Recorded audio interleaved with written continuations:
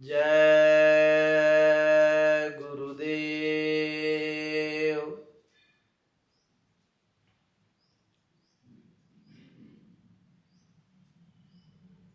ये मनुष्य शरीर बेशकीमती, ये नारायणी शरीर, ये मानव जीवन बहुत ही अनमोल है। परमात्मा ने इसको बड़ी कृपा करके, बड़ी दया करके हमको और आपको दिया है। 84 लाख योनियों में भटका खाते हुए, नाना प्रकार की योनियों में जन्म लेते हुए, कई लाख बार जन्मते मरते जब परमात्मा की बड़ी कृपा हुई तो उसने हमको और आपको मनुष्य शरीर दिया। और इसकी कीमत, इसका जो महत्व है, उसको हमने भुला दिया है। परमात्मा ने जब माँ के पेट में हमको भेजा और आपको भेजा तो हमसे और आपसे ये प्रार्थना, ये करार और प्रतिज्ञा कराया कि उल्टा लटका करके जो तरह तरह के काल कोठरी में हम दुख तकलीफ पा रहे हैं, तो हमने परमात्मा से सीधे सीधे ये प्रमाण संतों ने अपने अपने पुस्तकों में लिखा है कि सीधे सीधे हमने परमात्मा से कहा कि अब प्रभु कृपा करहु यही भांति, सब तजी भजन करब दिन राति। अब प्रभु कृपा करहु यही भांति, सब तजी भजन करब हम राति। हमने और आपने ये परमात्मा से प्रार्थना किया। परमात्मा ने हमारी आपकी बात को सुन करके साफ सुथरे इस जीवन को धरती पर माँ के पेट से उस काल कोठरी से निकाल करके बाहर कर दिया। जब तक हम धरती पे नहीं आए थे तो डायरेक्ट तार हमारा और आपका परमात्मा से लगा था। उससे लगातार हमारी आपकी बातचीत होती रही। लेकिन जैसे ही धरती पर हम आए तो यहाँ की गंदगी हमको घेर ली। धीरे धीरे माता पिता, परिवार, समाज का पहचान, नाना प्रकार के जो दुनियावी तौर तरीके, उनका बंधन, माया जाल हमको ऐसा घेर लिया कि हम उसमें भूल भुलैया में फंस करके अपने कुल मालिक उस परवरदिगार परमात्मा को ही भूल गए। धरती पे आ करके हम उसी प्रकार से हो गए जैसे ऊपर से स्वच्छ साफ सुथरा पानी नीचे मिट्टी के साथ मिलता है और पूरा मटमैला हो जाता है। गोस्वामी जी महाराज ने मानस में वर्णन किया है कि हम किस तरीके से यहाँ पर आकर के मटमैले गंदे हो गए। भूमि परत ढाबर पानी, जिमि जीवे माया लिपटानी। यहाँ पर आए और नाना प्रकार के जंजालों में फंस करके गंदे हो गए। अब ना हमको परमात्मा का ज्ञान है, ना हमको जो हमने उससे संकल्प लिया था, जो उससे प्रतिज्ञा किया था, वो सब हम भूल गए और परमात्मा को भूल करके हम दुनिया के हो गए। जब यहाँ भजन करके उसी परमात्मा को प्राप्त करना था, क्योंकि यही मनुष्य शरीर एक ऐसा चौखट दरवाज़ा है जहाँ पर बैठ करके हम साधन करके अपने मुक्ति मोक्ष को प्राप्त कर सकते हैं।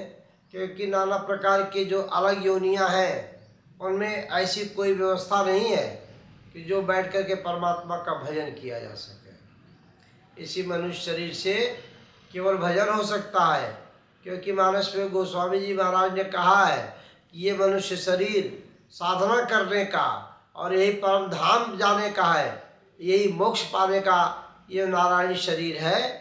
इसी से हम परमात्मा को प्राप्त कर सकते हैं। साधन धाम मोक्ष कर द्वारा ते जे न पाए परलोक सवारा। इसको पा करके जिसने अपने परलोक को नहीं बनाया है, ताकर पूरी अभाग, उसका दुर्भाग्य है। इसलिए हमको और आपको इस मनुष्य शरीर की कीमत को समझना चाहिए। धीरे धीरे इसी मनुष्य शरीर में नाना प्रकार के इस तरीके से हमारे अंदर विकार आ गए और हमारे विचार बदल गए। क्योंकि जब विचार और विकार आ जाता है, विचार बदल जाता है और हमारे अंदर विकार आता है, तो ये हमारे आहार पर निर्भर होता है।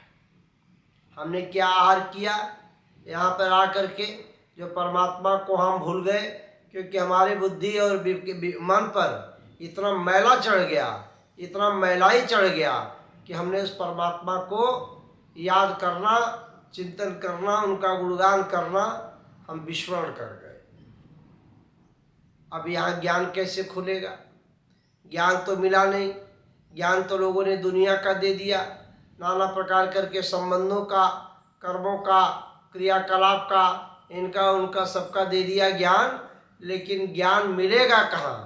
ज्ञानी तो सभी हो गए, लेकिन किसी ने ये नहीं बताया कि वो परमात्मा कुल मालिक वह कैसे प्राप्त होगा। अगर इसका ज्ञान कराया गया होता तो हमारी आज जो दुर्गति इस मनुष्य शरीर की नहीं, उस जीवात्मा की जो हो रही है। क्योंकि जीवात्मा अगर इसमें से निकल करके अगर अपने मालिक के पास नहीं पहुंची, फिर ये नरकों 84 में चली जाएगी। तो ज्ञान हमको मिला नहीं, और ज्ञान मिला तो दुनियावी ज्ञान मिला और हमारा विवेक खुला नहीं, विवेक जगा नहीं। क्योंकि ज्ञान तो खुलता है मालिक का, परमात्मा का चिंतन गुणगान यानी सत्संग में बैठने से। सत्संग में बैठते तो हमारा ज्ञान खुल जाता, और जब ज्ञान खुल जाता तो हम विज्ञान को जान जाते, और जब विज्ञान को जान जाते तो पराविद्या और जो दुनिया की विद्या है, ये दोनों विद्या का हमको ज्ञान हो जाता है। तो इस मनुष्य शरीर को हम बेकार जाने दे रहे हैं। इसमें न कोई सत्संग है, न किसी संतों का साथ है, न किसी ज्ञानी मुनि ऋषि ध्यानी का साथ है, न किसी ने हमको ये रास्ता बताया कि भाई असली रास्ता क्या है। तो रास्ता आने का भी भूल गए और जाने का वो भूल गए, और यही के मटमैले में, यही के ढाबर पानी बन करके इसी जीवन में पड़े रहे। तो अगर महात्माओं का साथ किए होते तो मानस में लिखा गया है कि बड़े अभाग्य मनुष्य तन पावा, असुर दुर्लभ सदग्रंथ निगावा। रामायण तो रोज पढ़ा जा रहा है, दिन रात पढ़ा जा रहा है, 24 घंटे पढ़े जा रहे हैं, अखंड रामायण कीर्तन हो रहा। लेकिन एक लाइन जो उसमें मूल मंत्र की तरह से लिखा हुआ है, अगर संतों की एक वाणी को अगर हम अपने अंदर उतार लेते तो संतों के वचन बचने और बचाने के लिए होते हैं। साफ साफ लिखा है कि सुर दुर्लभ, देवताओं को भी ये मनुष्य शरीर दुर्लभ है, उनको भी नहीं मिलती। वो तरसते हैं इस मनुष्य शरीर को पाने के लिए, क्योंकि इसी में वो रास्ता है जिस रास्ते को से अपना करके, जिस रास्ते को पकड़ करके आप परमात्मा तक पहुंच सकते हैं। तो ये सुर दुर्लभ शरीर है, ये निचोड़ है कि सुर दुर्लभ शरीर है। तो सुर दुर्लभ शरीर जो देवताओं को नहीं प्राप्त हो रही है वो आपको मिल गई, लेकिन आपने इसके कीमत को नहीं समझा और इसको अंदर ही इस तरीके से गलत रास्ते पर चले गए कि भक्ष भक्ष का कोई परिचय नहीं, भक्ष भक्ष का कोई ज्ञान नहीं, क्या खाना है क्या पीना है, कैसे उठना कैसे बैठना है, ये सब का ज्ञान खत्म हो गया। तो आहार हमारा आपका खराब हो गया। दुनिया में आए तो आहार खराब, तो आहार खराब तो विचार खराब, विचार जब खराब हो जाएगा तो विकार आएगा, और जब विकार आएगा तो विनाश के रास्ते पर ले जाएगा। इसलिए प्रेमी भाई बहनों, इस मनुष्य शरीर की कीमत को हमको और आपको समझना होगा, और इसमें ज्ञान की जो कुंडी लगी हुई है उसको किसी महापुरुष के संग में बैठ करके, और जब हम सत्संग करेंगे, जब सत्य का साथ करेंगे, तो वो ज्ञान की कुंजी आपको मिल जाएगी और उससे आप खोल लें।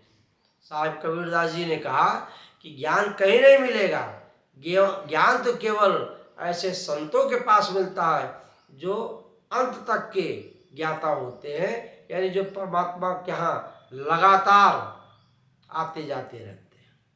उनका सत्संग करने से इस मनुष्य शरीर की जो बेशकीमती नारायणी शरीर है इसका महत्व पता चलेगा, और इसमें जो बैठा हुआ जो जीवात्मा है, ये मन बुद्धि चित्त अहंकार के जो चंगुल में फंसा हुआ है, इस जीवात्मा का कल्याण होगा। लेकिन अब ज्ञान खोलने के लिए तो सत्संग करना पड़ेगा। अब साहिब कबीरदास जी ने लिखा है कि गुरु दरिया में नाना मन कहीं दूर न जाना, गुरु दरिया का सदा जल निर्मल, पैठत उपजत ज्ञाना मन कहीं दूर न जाना। बैठिए, सत्संग में बैठेंगे तो ज्ञान उपज जाएगा, ज्ञान आपका खुल जाएगा, बुद्धि आपकी खुल जाएगी, विवेक आपकी खुल जाएगी। गोस्वामी जी महाराज ने मंत्र के स्वरूप लिखा है कि सत्संग जल जो कोई पावे तो मैलाई सब कट जावे। ये साबुन से, ये आपके सोना चांदी से, ये रुपए पैसे से, ये माल खजाना से, ये जो हमारे मन मैला हो गया है, जो हमको सत्संग के लिए नहीं जाने दे रहा है, जो ऊपरी ज्ञान के लिए, यानी जो परमात्मा का ज्ञान होना चाहिए, जो जीवात्मा का ज्ञान होना चाहिए, जीवात्मा के विज्ञान को ये सुनने समझने नहीं दे रहा है, क्योंकि ये मैल जो है वो किसी और चीज़ से आप नहीं धो सकते। इसको किसी हरबा हथियार, किसी शस्त्र से, किसी शास्त्र से नहीं धो सकते। आपको अगर मिलना है, अगर इसको धोना है, तो संतों ने लिखा है कि सत्संग जल जब कोई पावे, सत्संग रूपी जल जब आपको मिलेगा और जब जीवात्मा उसमें डुबकी लगाएगी तो जीवात्मा के ऊपर जो बैठी हुई मैल है वो मैलाई कट जाएगी, और जब वो मैलाई कट जाएगी तो रही विमल विलोचन ही के अमिटहि रोग दुख भव रजनी के। जब सत्संग जल मिलेगा तो उगरई विमल विलोचन ही के, आपके हृदय का वो त्रिनेत्र खुल जाएगा, ज्ञान चक्षु खुल जाएगा, और आप इस बेशकीमती मनुष्य शरीर के महत्व को समझ लेंगे। और जब इस बेशकीमती शरीर के महत्व को समझेंगे तो इसमें जीवात्मा जो बैठी है उसके महत्व को समझ जाएंगे, उसकी महिमा को समझ जाएंगे। और जब जीवात्मा अपने स्वरूप को पहचान जाएगी तो उसे परमात्मा का ज्ञान हो जाएगा। वो परमात्मा को पहचान जाएगी, क्योंकि परमात्मा को पहचान जाएगी क्योंकि जीवात्मा और परमात्मा का अटूट संबंध है। वो अपने अटूट संबंध को जब पहचान जाएगी तो मालिक की तरफ चलना शुरू कर देगी।